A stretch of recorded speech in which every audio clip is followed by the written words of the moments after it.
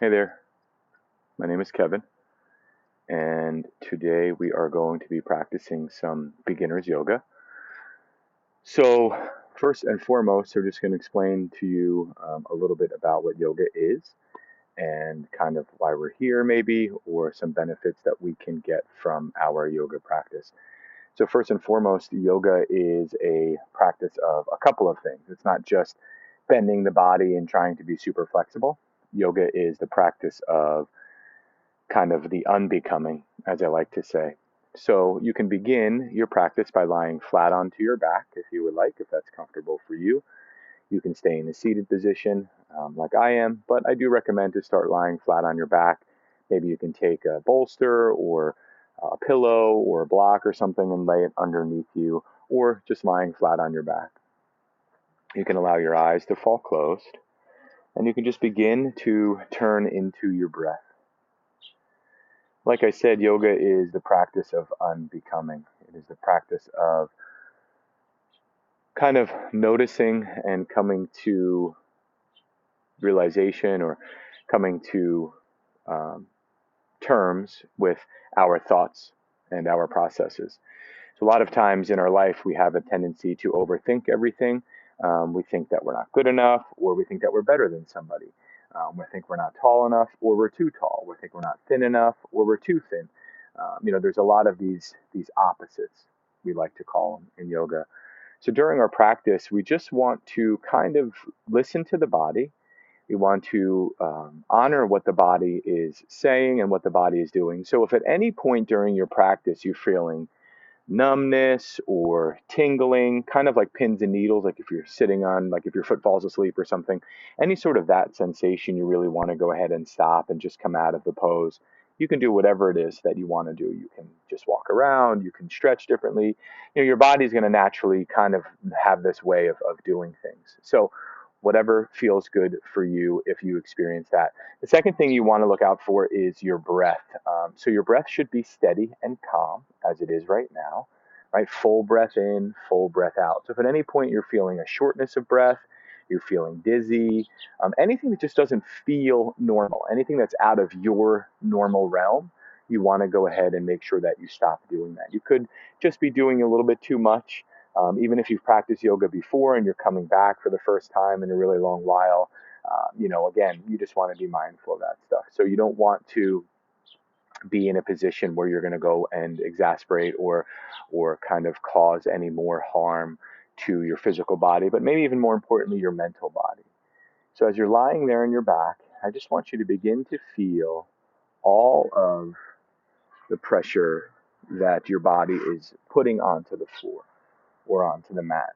So what I mean by that is I want you to feel where you can feel the floor, right? I want you to feel where your legs touch, where your heels touch, where your palms touch, where your back touches, your shoulders, the back of your head, your butt. I just want you to feel your body being supported by the floor. I want you to invite the breath to become deep and slow. So we have a nice deep breath in and a nice deep breath out. Deep breath in and deep breath out. Just giving yourself the time to arrive. So maybe 4 more rounds of breath, 4 more inhalation and 4 more exhalation. So when you hear me say round of breath through the practice, that means 1 inhale and 1 exhale. So a full round of breath. Just continue to breathe naturally and normally. We're not trying to control the breath. We're not trying to do any of that fancy stuff. Not in this class today. And then when you are ready, mindfully and slowly begin to wiggle your fingers and your toes. Allow your head to turn from side to side. Notice all the sounds around you. These are coming through this video, noticing all the sounds around you and noticing them, not trying to ignore them, not trying to do anything, but literally just noticing them. Just say, oh, that's a helicopter, or oh, that's the oven beeping, or That's the doorbell or the dog barking or, somebody next to me breathing heavily or whatever it is. Don't try to ignore those sounds, because what will happen is you'll wind up focusing on those sounds a little bit more. So as we get more and more movement in, we're just going to go ahead and take our arms behind us and get a nice long stretch. Just really reaching that body like a nice morning stretch, we call it. Just really maybe pointing the toes and then flexing the feet. Just long stretches.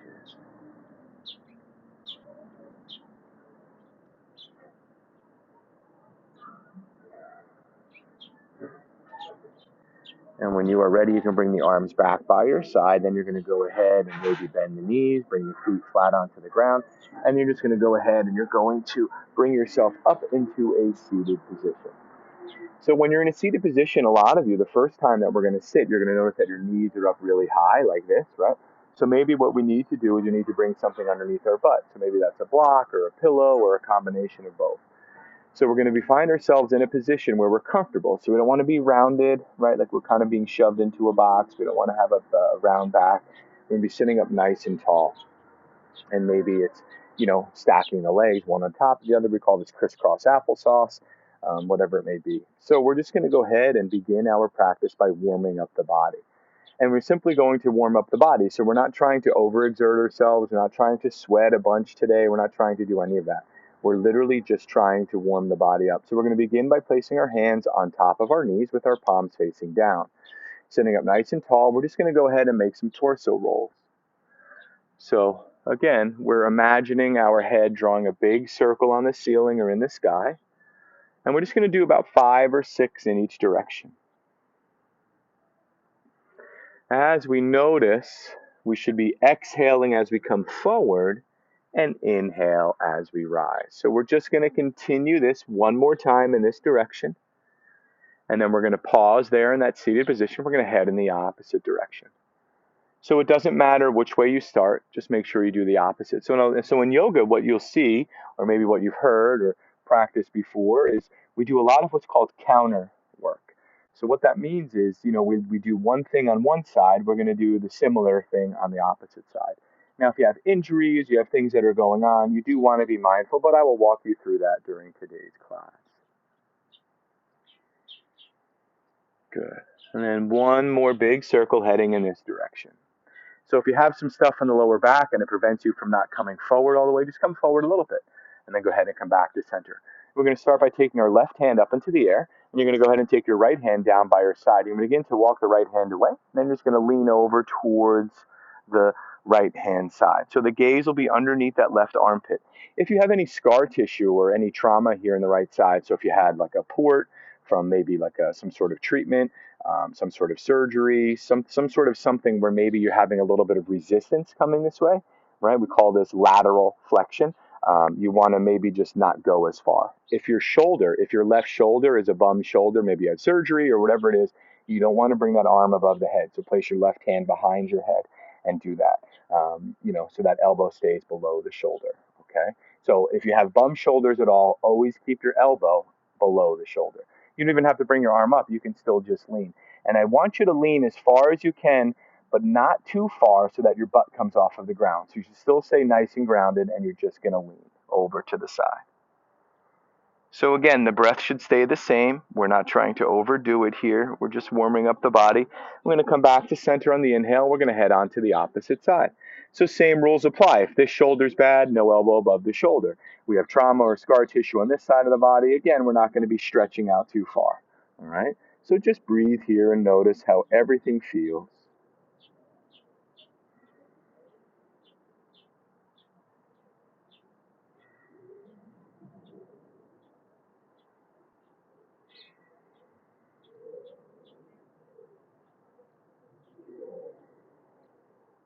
Good. Inhale, go ahead and come back to center. Now what you're going to go ahead and do is you're going to uncross your legs, and then you're going to recross them the opposite way. So this might not be a comfortable position for you because you're used to sitting in a certain type of way. And now what we're going to go ahead and do is we're going to bring both arms up into the air, and we're going to hinge at the hips, trying to keep our back nice and flat and bring our fingertips down to the mat. You can bring your hands onto blocks or onto pillows, maybe even a chair, right? So we're just going to go ahead and just kind of come into a little forward fold here. So you should be feeling a nice stretch there in your lower back. Again, if you have lower back trauma or if you have something going on in the lower back, you don't want to be bending too far forward. It's not a race. A lot of times in our life, we think that we need to be the best, the strongest, the fastest, but that is not the case in yoga. If you're able to find one or two poses that you're really comfortable in, you're able to slow the mind chatter down a little bit, then you've really successfully practiced yoga. So don't worry about being super flexible, right? There's a saying that goes, yoga is not about the forward fold. It's about what you learn on the way down. So good. Now go ahead and we're going to begin to walk our hands over to the right. So both hands come over to the right. You can deepen the stretch if you'd like by taking your left hand and placing it right on top of the right wrist. Good. And just breathe.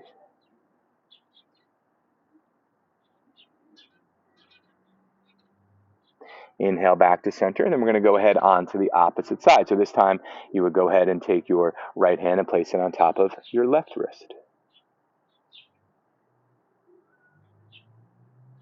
So we're just getting a little bit of a twist here, that's all. This is what we call axial rotation. So the spine moves in 4 directions. We have flexion, extension, lateral flexion, and axial rotation. So axial rotation is literally just turning. The lateral flexion, which we did, is leaning from side to side. And the flexion and extension the flexion is a forward fold, and the extension is a back bend.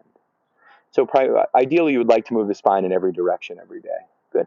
Go ahead and come back to center and see if you can't maybe go a little bit further. So what happens is when we start to reduce inflammation in the body through movement, through proper diet, and reduce stress, we start to be able to access a little bit more mobility in the body. So mobility is super important here.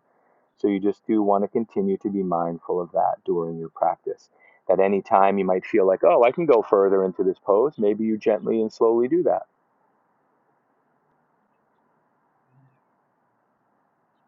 Good. Using the strength of your arms, walk yourself back in, and then you're going to go ahead and bring your arms up overhead, lift the chin up. Good. And then you're going to go ahead and bring the arms by your side. Then we're going to go ahead and work ourselves into a tabletop pose. So again, taking your time to get there, there's no rush. So the tabletop pose is a pretty common pose. So that's what we're going to work on today, some more of the common postures you might take in a yoga class, whether it be online or in a studio, so that way you get yourselves a little bit more comfortable. As the times are changing, being in studio seems to be a rarity these days. So maybe you're taking some stuff at home and you're just not super familiar with that. So this will be a good class for you to get yourself familiar with those poses. So we're going to talk about alignment here in this pose first. So we want to make sure there's about 2 fist distance in between the knees. So you can take 2 fists and you can place them in between the knees. Next, you want to place your hands down nice and firmly onto the ground or onto the mat. Now you want to make sure your middle finger is pointing straight forward and that your knees are right in line with your hips. So your hips aren't shooting too far back or too far forward. Your knees are right in line with your hips. You want to make sure your toenails are pressing into the ground or into the mat. Now next, we're going to go ahead, we're going to lift our tailbone up. We're going to let our belly hang big. We're going to bring those shoulders away from the ears and lift the chin up, like we're trying to look up at the sky or where that wall that we're facing meets the ceiling. And then on the exhale, we're going to take the tailbone and press it down. We're going to suck that belly in, push into the hands, round the back, bring the chin into the chest. And we're just going to continue to do those movements. This is called the cat-cow. So the tailbone lifts, the chin lifts, the belly hangs. And then you go ahead, press that tailbone down, suck the belly in, chin falls into the chest, back is nice and rounded. We're going to go ahead and do 3 more of them. So take your time. There is no rush or no race. When you finish, you will let me know by coming into a neutral tabletop position.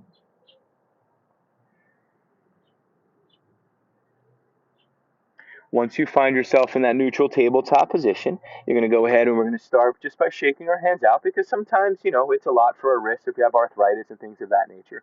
So if that's the case and you're noticing that it's really uncomfortable for you to be in this tabletop pose, you can always place a rolled up blanket or a towel underneath your hands. You can also roll up your mat just like this, right? You can roll up your mat and you can do that. But if you have like a cork yoga mat or something, you don't want to do that because that will compromise the integrity of the mat. So again, here we are, right? We're just breathing and being, okay? And now we're going to go ahead from here, and we're just going to curl our toes underneath us. So before we had our toenails pressing into the mat, now we're going to curl our toes underneath us. We're going to push our butt back to our heels as far as we can, and then just come back into a tabletop pose. So if you have knee issues, right, same thing. You're going to experience, there might be some knee pain being in a tabletop pose.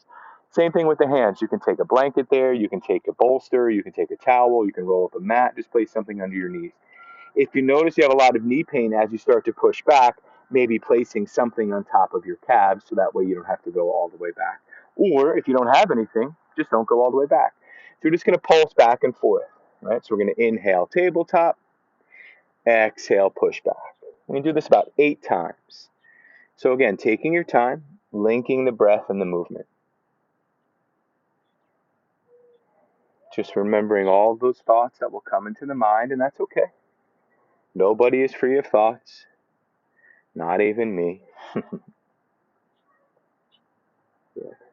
been practicing meditation for about 20 years, and I still have thoughts, so don't beat yourself up. Good, let's go ahead and do one more together. Good, and then when you are done coming back into the tabletop, we'll go ahead and shake those wrists out. Again, we just want to be mindful, right? We're not here to kind of go as fast as we possibly can. We're here to just move the body with purpose. So what I want you to do is creep your hands up a little bit further. So now your wrists, elbows, and shoulders are no longer in a straight line, right? So your hands are going to be out. It's going to be a little bit more of an angle, right? If you look at my arm, it's in a little bit more of an angle. So what I want you to do is walk those hands a little bit more towards the top of your mat or your towel. Curl the toes underneath you just like you were. You're going to push your butt back towards your heels. And then you're going to go ahead, you're going to take your hands and you're going to push.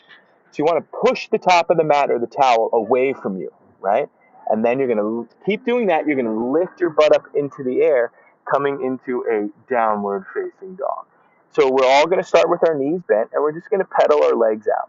So you want your feet to be about hips distance, so inside hips. So that's about 2 fist distance. Right? Maybe you can't straighten your legs, you have your heels to your ground, so just keep your knees bent. So remember, you want to be pushing your butt, your tailbone up towards the sky, and you want to be driving those heels in towards the ground. So just back and forth. Good. Then we're going to go ahead and bring yourself back into a kneeling position. We're going to do that pose again. So we're just going to shake out our wrists again. So remember, in downward facing dog, right, we call it Adho Mukha Svanasana. So the language that you might hear in yoga classes is called Sanskrit. It's not really a spoken language anymore, but it's not really a dead language. I don't know. It's used by scholars and in ancient yogic texts, but that's a whole nother class. So what we're going to go ahead and do is we're going to come back into that downward facing dog. So set yourself up, right? A little bit of an angle there, so your hands are closer to the top of the mat so that your wrists, elbows, and shoulders aren't in a stack in line like a pillar. There's a little bit of angle in the arms. Let's see if we can kind of smooth out that transition. So rather than like pushing the butt back and then lifting the hips up, we're just going to go ahead and start to push the butt back and then lift the hips up. So it's nice one smooth transition.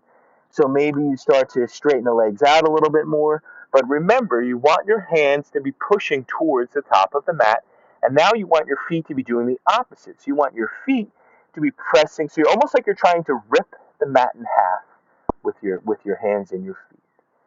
So again, we're just breathing here. Nice downward facing dog. Getting a nice stretch in the back of the legs. If the legs are straight, even if the knees are bent, you still feel a nice stretch there. Really getting a nice engagement there of the shoulders. And then what we're going to do from here is we're going to transition. So I want you to bring your gaze up in between your hands. So in down dog, you should be looking back towards your feet. Some say towards your navel, but that's too much for my neck. So just looking back in between my feet is fine. But now I want you to bring your gaze in between your hands, and I want you to take your left foot, and I want you to lift it up nice and high in the air, and then you're going to step it in between your hands, and you're going to land right into a low lunge. Okay. Once you find yourself in a low lunge, you can bring yourself up. So bring your hands onto your thighs, bring yourself on lunge. So you may notice that your back toes are still curled. So bring those toenails back into pressing into the mat or the towel. And then you're just going to go ahead and bring the arms up. If it's too much for the shoulders, you just keep the arms down. Maybe they're tired from the down dog. Maybe you come out here into cactus arms or goddess arms, we like to call them. Good. So you want to be lunging forward. So you want the hips to be pressing forward towards the top of your mat, right? You don't want to be just kind of hanging out here, like those old photos we used to take as kids, right? And like the, sports teams photos or whatever, right? So you want this front knee, whatever knee is bent, the left or the right, you want it to be pushing towards the top of the mat. So you're feeling a stretch in that left quadricep or that right quadricep. You're feeling a stretch of that back leg right in the front. Now what we're going to do is we're going to come back into that pose that I just told you not to, right? Like that boring, sports picture pose. So my knee and my ankle in one straight line. And we're just going to go ahead and twist over towards that bent knee. So I like to bring my hands together at my heart center. Some people might like to open their arms. If you have any sort of injury like a herniation of a disc or disc degeneration, you have any sort of fusions or anything going on in the back that would prevent you from that rotation, you obviously want to, forgive yourself of this pose, or maybe you just twist a little bit just like this, right? So ideally, you want to get that elbow to the outside part of that knee, and you want to twist. So if the right knee is bent, the left elbow comes to the outside part. If the left knee is bent, the right elbow comes to the outside. Good. And then we're going to go ahead and come back to center. You're going to take your hands, you're going to frame that front foot, just like the downward facing dog. You're going to curl those toes again in that back foot. You're going to go ahead and step that foot back, come back into a downward facing dog. So I know that sounds super confusing, but we're going to go ahead and do the same exact thing, just on the opposite side. So here we are in our down dog. Feet are tracking towards the back of the mat. Hands are pushing the front of the mat away. Gaze is in between the feet. Shoulders are engaged. Maybe the knees are bent. Maybe the legs are straight. Now we're going to go ahead and lift the opposite leg up into the air. So maybe it was the right or maybe it was the left. Then we're going to go ahead and step that foot in between the hands, landing right into that nice low lunge. So maybe you need to kind of wiggle your foot up a little bit. That's totally fine. So again, we don't want to be here, right, in this like 90-degree type pose. We want that bent knee to be pushing towards the top of the mat, and we want our toenails on that back foot to be pressing into the mat. So we're feeling a nice stretch there in that upper part of that leg, that hip and that quad. You can bring your hands down if you'd like. Maybe that makes it feel a little bit better. Maybe your hands are on blocks, or maybe bring your arms up. Right, whatever feels good for you. We're going to go ahead and we're going to twist. So remember the same thing, right? So we want to come back into that pose I just told you not to, that 90-degree bend, right? So the knee and the ankle are one on top of the other. So if the left knee is bent, you want to take your right elbow and bring it to the outside part of that left knee and twist. If we can otherwise, just bring your hands to that bent knee thigh and just twist. Or bring that elbow to the outside.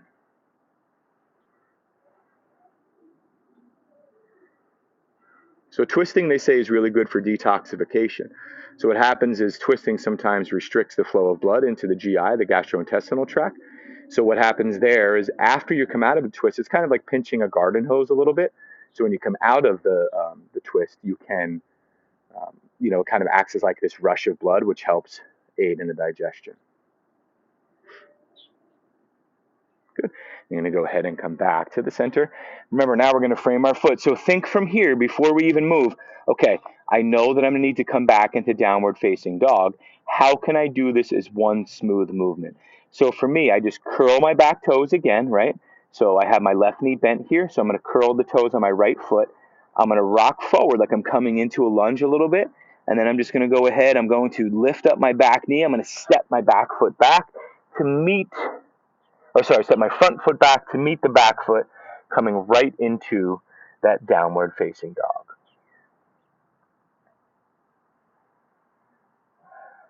Good.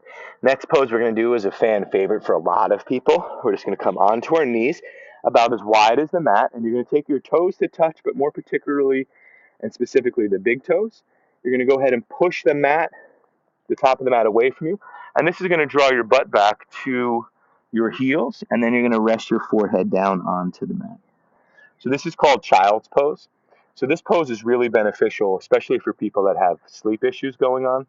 So child's pose, or balasana, as we call it, they say that 12 minutes of this pose is equivalent to 3 to 4 hours of REM-type sleeping.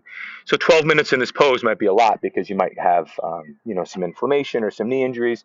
So again, same thing here. If you have knee injuries, if stuff is hurting, bring something onto your calves, like a big pillow or a couple pillows. So that way you're not going back as far. I like to stack my fists, one on top of the other, right underneath my forehead, and then I can rest my forehead here. So this is a really good pose to come into really at any time. So if you're taking any class anywhere, not just with me or whomever else, you should be able to feel comfortable coming into this pose at any point in time. So if you hear a teacher say like, oh, just come into a child's pose, when you're done, or if you need to, this is the child's pose. So we're going to stay here for about another 30 seconds or so. So about 6, 7 rounds of breath.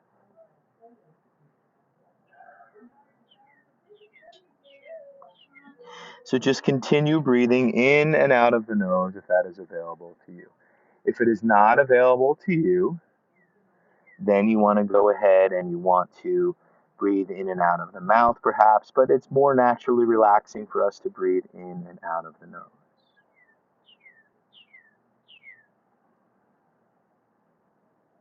Three more rounds of breath.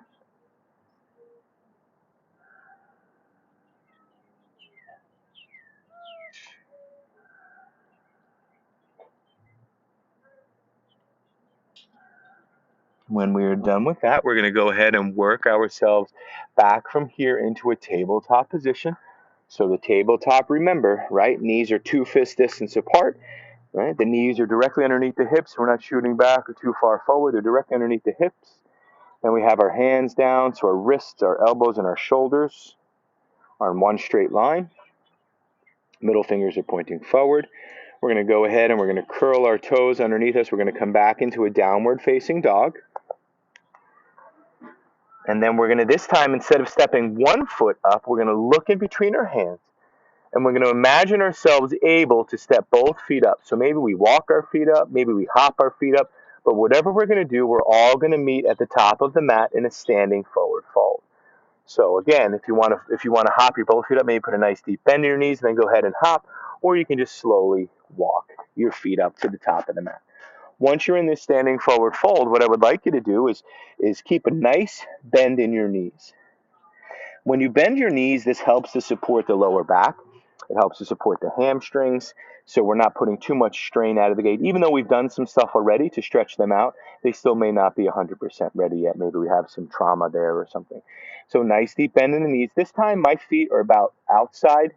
It's about 4 fist distance apart, outside hips. So inside hips is about 2, outside hips is about 4. This gives me a nice wide base. So again, you do want to be mindful when you're in a forward fold that there is blood rushing to your head. So when we stand up here in a moment, you don't want to come up too fast, okay? But before we stand up, we're going to take our peace fingers. That's the index in the middle. We're going to try to bring them on to our big toes. So bend your knees as much as you have to be able to do that. Once you have a good grip onto your big toes, you're going to begin to straighten the legs out, and then you're going to go ahead and try to squeeze those shoulder blades together to get the back nice and flat. I have really long arms, so this may look like it's very easy for me, but that's not necessarily the case. So if you have really short arms, maybe you need to bend your knees a lot, or maybe you have a really tight hamstrings or lower back.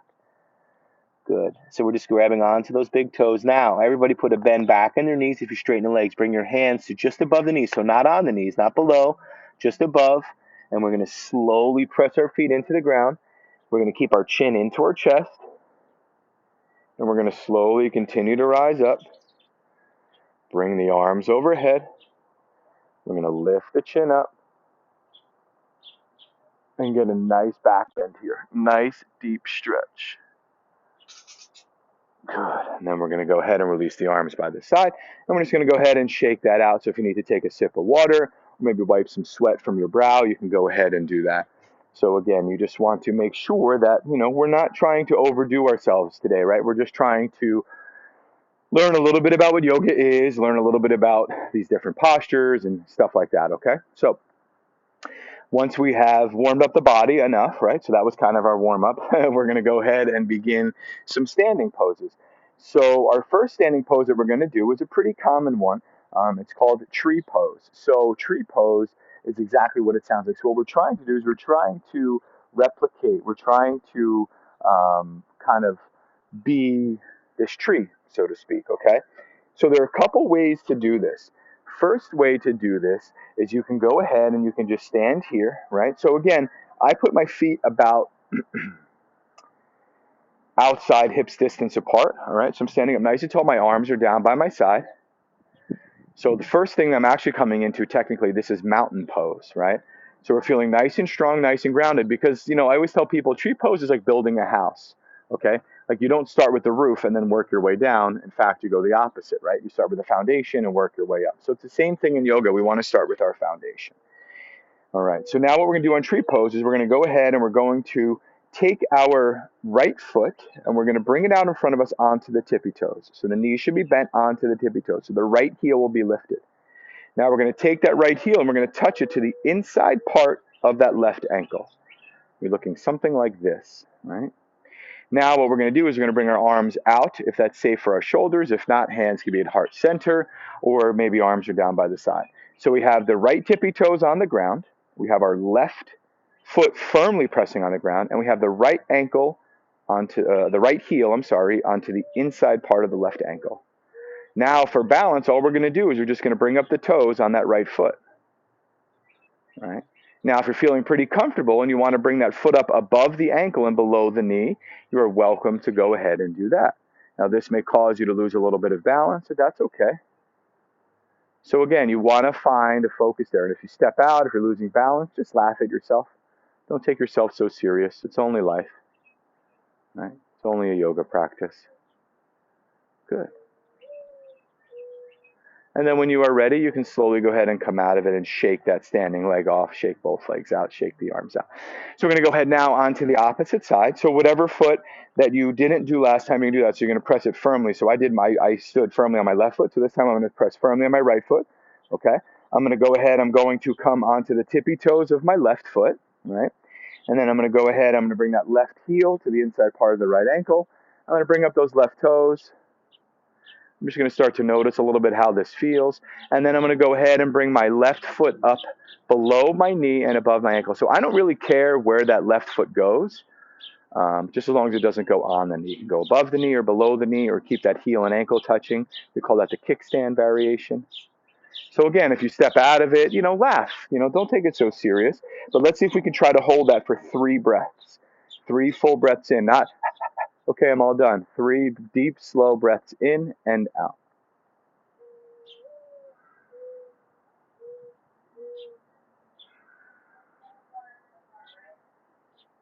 Good. Now go ahead and release and shake that out. Good. So again, remembering the tree pose, it's all about starting off on that foundation first. You're not going to have a strong, sturdy tree unless the foundation is there, as maybe we've experienced in past windstorms or things of that nature. You start to see trees come over. Maybe the ground is wet or the roots weren't, very deep into the earth. So again, foundation is super, super important.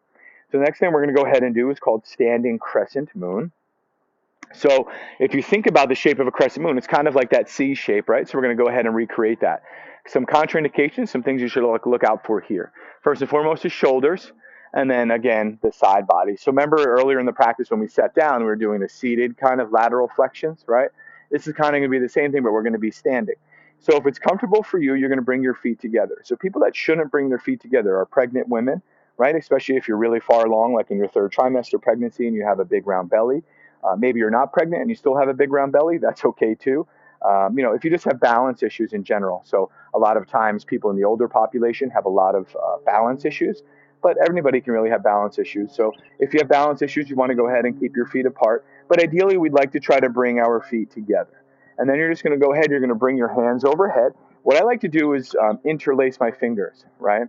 So when we were little kids, we put our fingers together. It was like a gun. We're like, psh, psh, psh, right? Or maybe like that, here's the church, here's the steeple, whatever that one was, right? So you just kind of interlace your fingers together, bring your index fingers to touch. You want to bring your arms overhead, bring your biceps by your ears, but not the shoulders, right? So if you need to put a bend in the elbows, that's fine.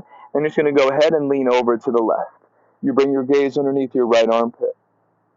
So here we are trying to create the shape. So what I want you to do is I want you to be mindful of the hips here. So a lot of times you want to kind of open the hips up, but I want you to keep the hips parallel to whatever side of the mat. So if you're facing the top of your mat, that line right there. If you're like me and you're facing the side of the mat, that line right there. So you don't want your hips to turn.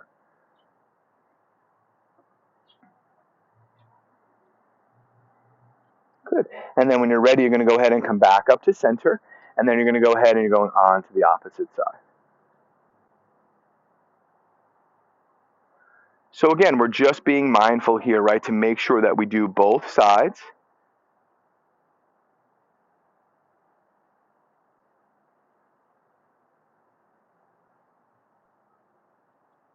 Good.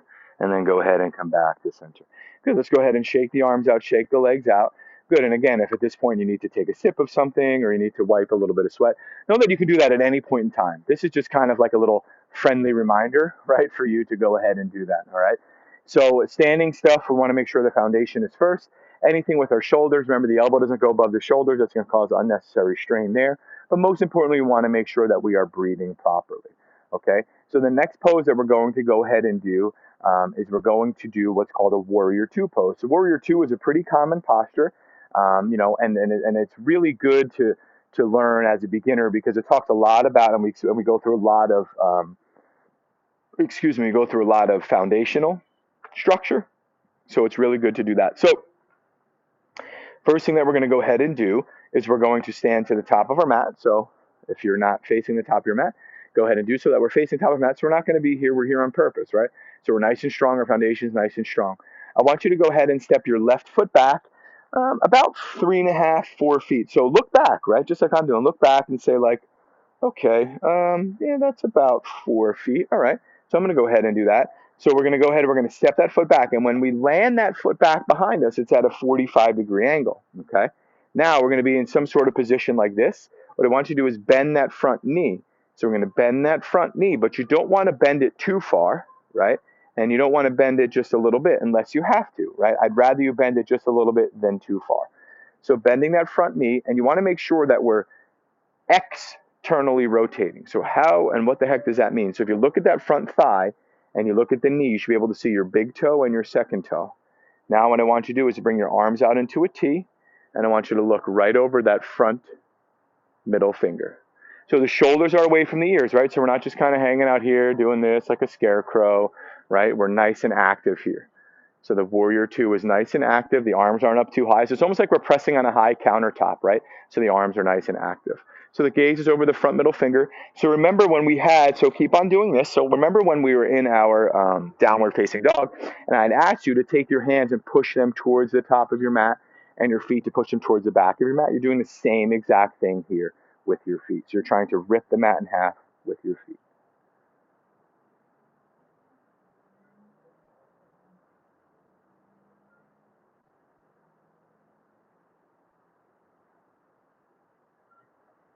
Good. And now what you're going to do to come out of this pose is you're going to take that back foot and you're just going to step it up to meet the front, right?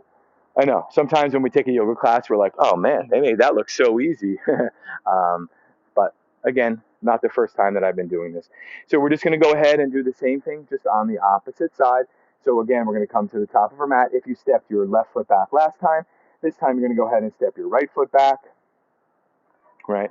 So we're going to go ahead and step our right foot back or whatever. We're going to land that back foot at 45 degrees, bend that front knee.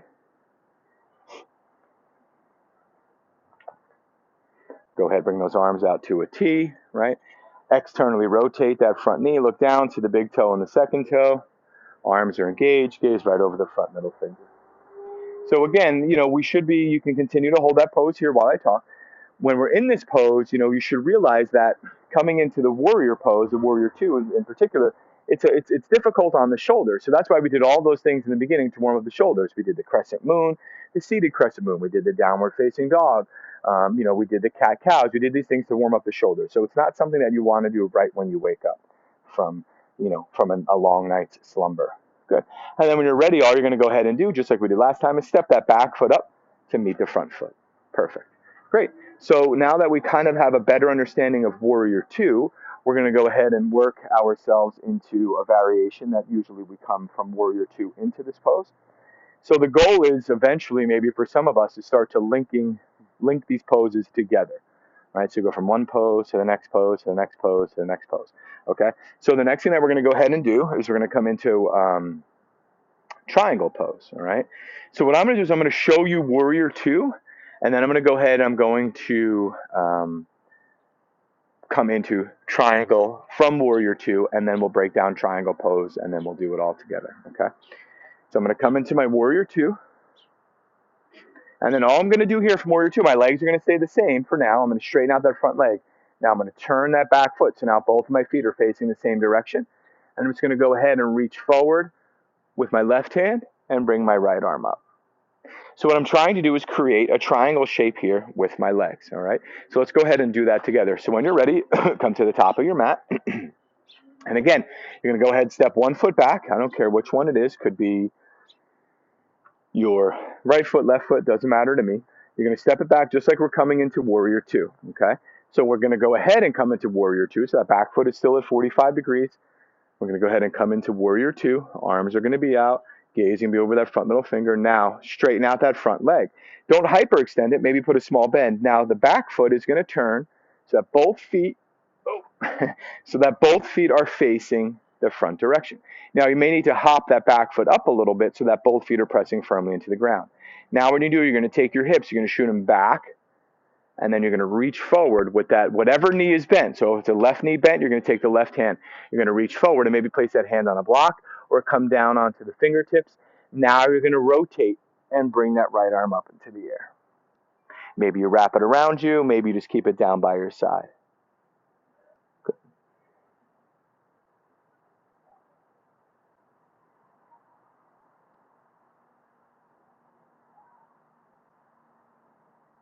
And then when you're ready, same way like we came out of the warrior two, step your back foot up to meet your front, and then go ahead and shake that off. Awesome. So we're going to go ahead and we're going to do the other side, obviously. So come back to your mat. If you stepped off your mat, you're going to go ahead and come back. Let's do the same thing on the opposite side. So if you stepped your right foot back, then your left, you get what opposites are. So again, take your time. We're going to start into warrior two, and then we're going to go ahead and transition into that triangle pose.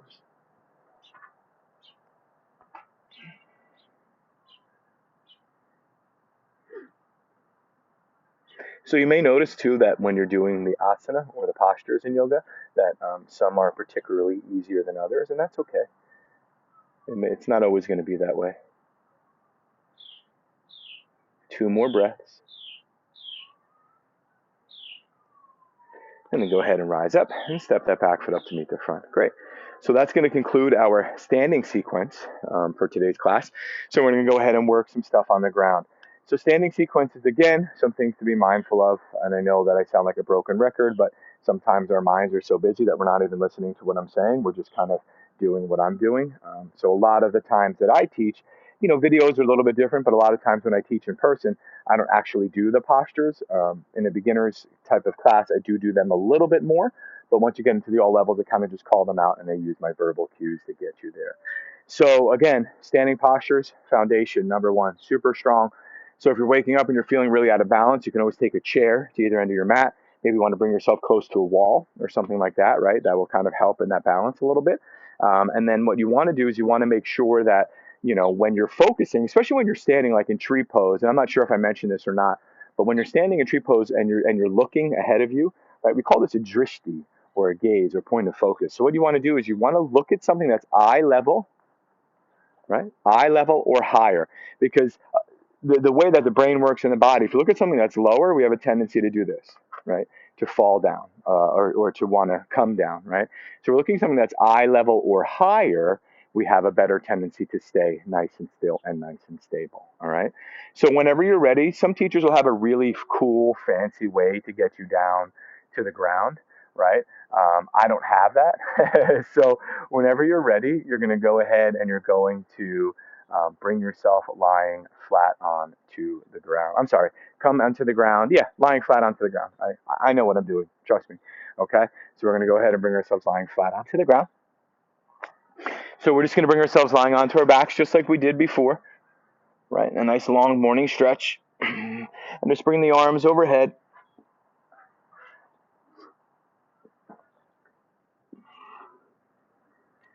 Bring those legs straight out in front of you. And again, you can point and flex your feet here. So as part of our seated sequence, what we're going to go ahead and do is we're going to do what's called a bridge pose. So bridge pose is going to be really good for building muscle in your the front of your back, your belly, and muscles in your buttocks, and stretching out the muscles in the quadriceps. So you're going to bend your knees, both of your knees. All right. Now, if you can, take your hands and grab onto the ankles and slide them as close as you can towards the butt. All right. So we're going to be like this, lying on our back with our knees bent. Now, what we're going to go ahead and do is I'm going to take my knees, I'm going to push them forward. So what happens when I push my knees forward, my hips want to automatically lift. So now I'm going to engage the muscles of my core, right? And again, you don't need to have a visible six pack to have a strong core. So I'm going to engage the muscles of my belly. I'm going to push my knees forward. I'm going to engage the muscles of my belly, and I'm going to go ahead and try to lift my hips straight up into the air. But I don't want to just use all the muscles of my butt, right? In fact, I want to try to use as minimal muscles of the butt that I can. So I'm going to push the hips forward by pressing my knees forward, lifting my hips up towards the air. So this is called bridge pose. And again, you should be feeling a nice stretch here in the quads. You can do what's called a supported bridge. So go ahead and stay there while I'm talking, please. You can go ahead and take a block or a bolster or a rolled up blanket or something. You can place it just right above the crack in the butt, right at the base of the spine. You can come into a supported bridge. But for today, we're going to try this if it's possible for us. What do we do with our hands? You can bring them by your side. You can hold on to your feet. You can place them onto your belly. When we're doing anything where we're bringing a little bit of pressure to the neck, you do not want to look left and right. You want to keep your gaze straight up. Good, then go ahead and come on down and just straighten those legs out. Good, so again, maybe we give those legs a shake. So again, now that we're finding ourselves lying on flat onto our backs, coming out of bridge pose, we're just going to get a nice long neutral stretch here. So if it's safe for the shoulders, you want to bring the arms behind the head and point and flex the feet. So the next thing we're going to go ahead and do is we're going to bend those knees again like we're coming into bridge, but this time we're not coming into bridge pose. So the knees are going to be nice and bent, right? Now what I want you to do is I want you to take your right ankle and place it on top of your left knee. So you're kind of making a figure four shape there with your legs, okay? You should bring yourself lying back onto your back. And all we're going to do is take our right hand and we're just going to go ahead and press that right knee away from us a little bit. So this is going to be a nice stretch here for the hips. The science behind the hips and the shoulders in yoga is they say that women in particular hold a lot of their tension in their hips and men in particular hold a lot of tension in their shoulders. But you may be like me and have both tight hips and tight shoulders, so don't feel bad if that's the case.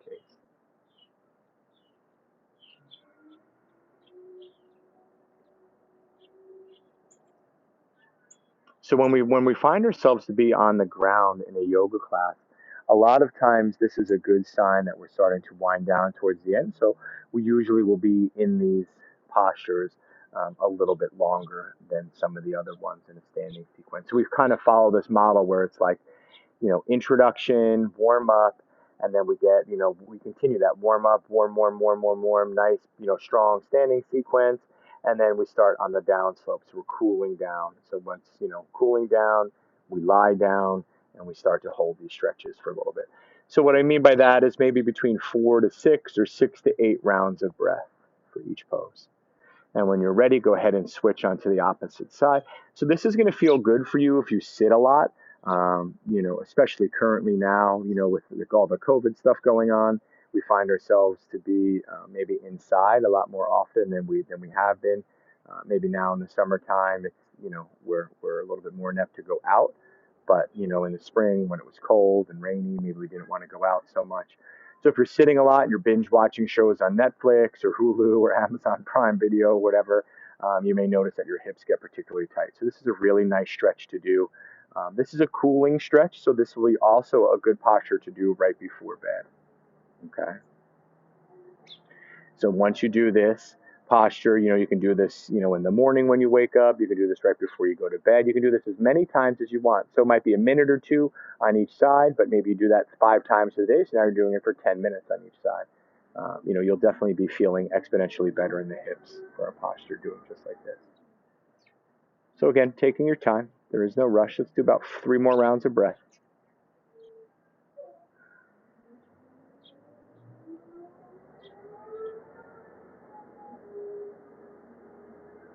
Good. And then you're going to go ahead, you're going to release that. You're going to take your legs straight out in front of you. You're going to go ahead and take your arms straight behind you and get a nice long stretch here. This is that neutral stretch that we were talking about, right? And then the next thing that we're going to go ahead and do is we're going to go ahead and bend our knees again. But this time we're just going to windshield wiper our knees from side to side. So we're just going to drop them over. So I don't want you to roll over to the side, right? What I want you to do is keep your shoulders pressing into the ground. So we're just going to drop the knees over to one side. Inhale, come back to center and drop them over to the opposite side. So what we're doing, we did a lot of stuff here for our backs. So just keep on going from side to side.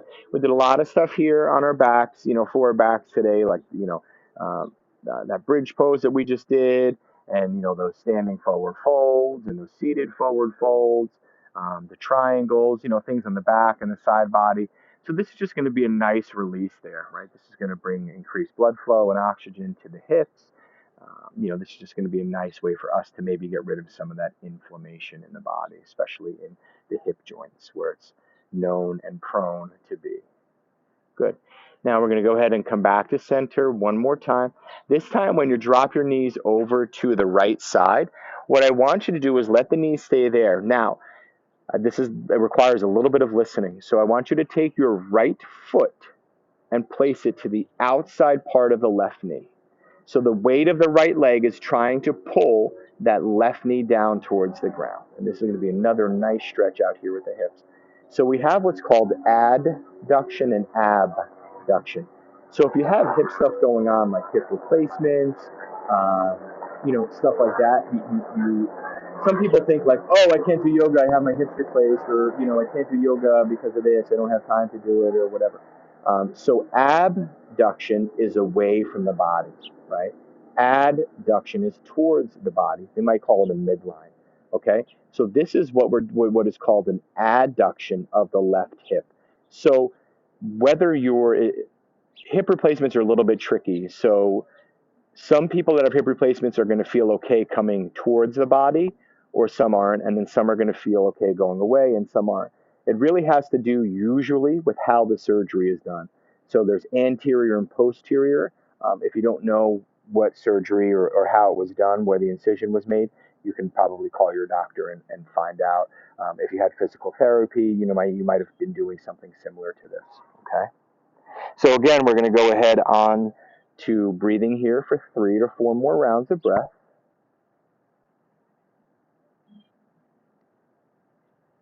Then we're going to come back to center, and we're just going to head on to the opposite side. So again, this is coming towards the midline, right? So this is called the adduction. The easiest way that I remember it is A-B, abduction, away from body. I don't know. That's just what makes sense to me.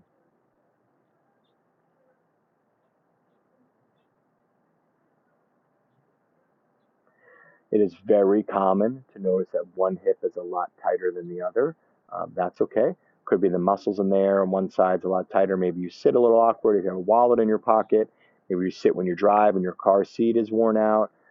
Your couch cushion is worn, whatever it may be. So sometimes you put more pressure on one of the sits bones than the other, so the muscles become inflamed a little bit larger on one side than they do the other. So again, we're going to go ahead and take 3 more rounds of breath here. So 3 inhalation and 3 exhalation.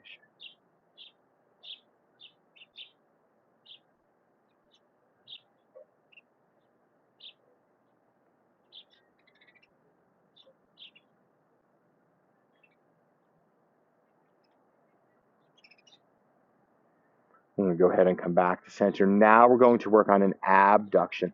So for this is going to be our last seated pose before our final rest. So what I want you to do is I want you to bring the bottoms of your feet together. Okay? So bring the bottoms of your feet together, and you're going to let your knees splay out at the side. So for some of us, we might need to take a block or a bolster or something underneath each knee. What I like to do to deepen the stretch is take my hands and place into the inside part of my thighs and just apply a little bit of pressure. So I'm not trying to, put an elephant on either leg. Just a little bit of pressure, just to kind of push those knees a little bit further down. You're going to feeling a nice stretch here in the adductor and the groin muscle.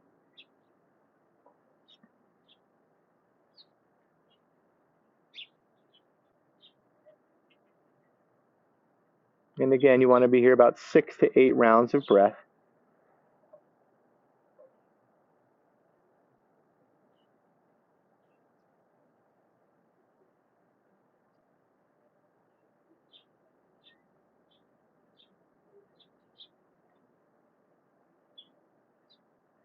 When you're ready with that, you're going to go ahead and help those knees come back together.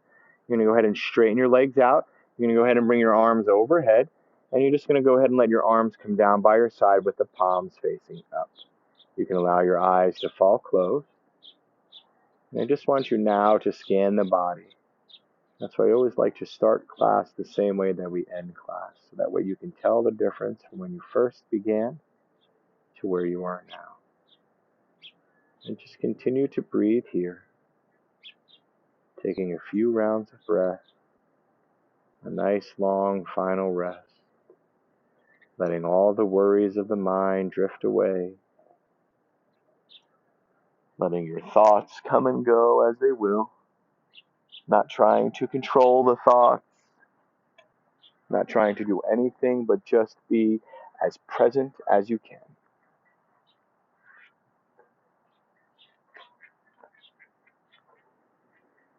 Feeling the floor beneath you.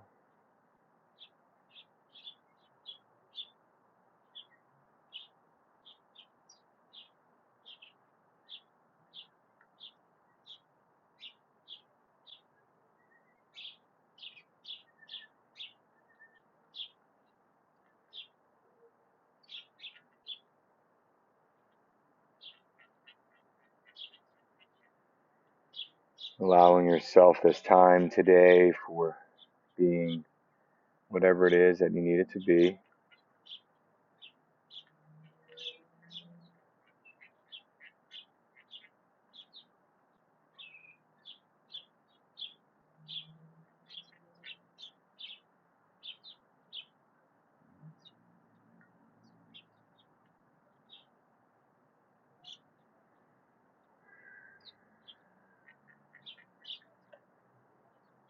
And when you are ready,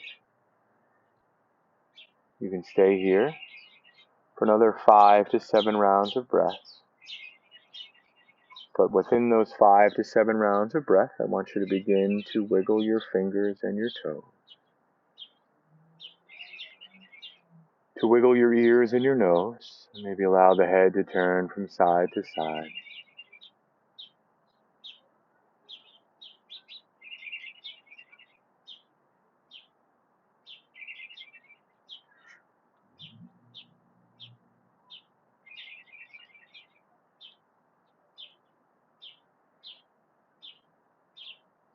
And begin to slowly and mindfully make those movements bigger and bigger.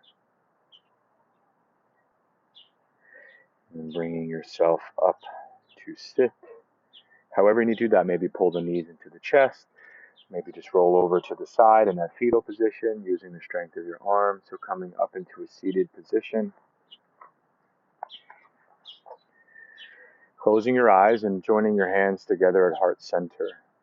And I want you to think of one thing that you are thankful for today. Not something outside of yourself, but something about yourself. Maybe you are thankful for your dedication or your patience or your kindness or your compassion. And knowing that you are enough and that you always are enough. Knowing that I am constantly sending each and every one of you unconditional love. Even though we've never met in person, I'm still sending you unconditional love. And unconditional love doesn't mean that I'm going to love you as long as you do this or as long as you don't do that. You can do whatever you want to do. Just don't be a jerk. But even if you are a jerk, I'll still love you unconditionally. So in yoga, we close our practices out with the sound of Om. It's a sound that is said to would have been heard when the universe was created. So it's basically our way to connect with something higher than ourselves. Some call it source, some call it God, some call it Mother Nature, or moon, whatever it may be. So you join our hands together, heart center. If you're not comfortable chanting the sound of Om, then don't do it, or maybe chant it louder. I can hear you, so don't worry about what I'm going to think. I'm going to take a nice deep breath in, and like we're blowing out a candle, we're going to blow all that air out of our mouth. One more, just like that. Deep breath in, and blow all that air out. Let us take an inhale for Om. Om.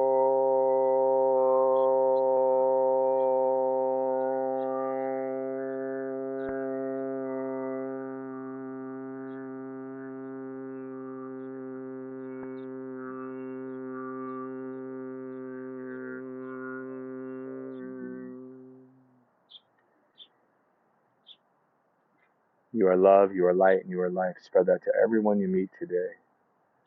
Sending you all unconditional love always. Thank you for practicing.